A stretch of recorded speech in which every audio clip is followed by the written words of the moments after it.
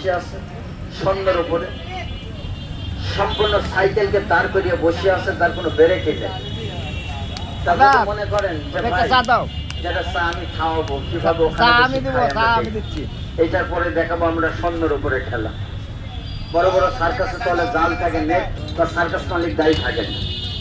তারপর আমরা গরিব মানুষ, দারিদ্র ঘরের সন্তান, তাই আপনাদের এত কষ্ট করে আপনাদের মাঝে খেলাগুলো দেখাচ্ছি।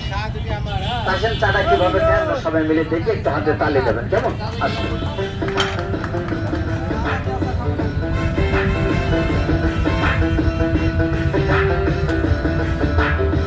এটা তালি হবে, দর্শক ভাইয়ের হাতে তালি হবে। মায়ের উপরে সবাই খেয়াল করেন, কত ব্যালেন্সের উপরে দেখুন চাটা খাচ্ছে সুন্দর উপরে, সাইকেলকে দাঁড় করিয়ে, যেখানে সেখানে রাস্তার উপরে সাইকেলকে দাঁড় করিয়ে চা খাই, নাস্তা করে।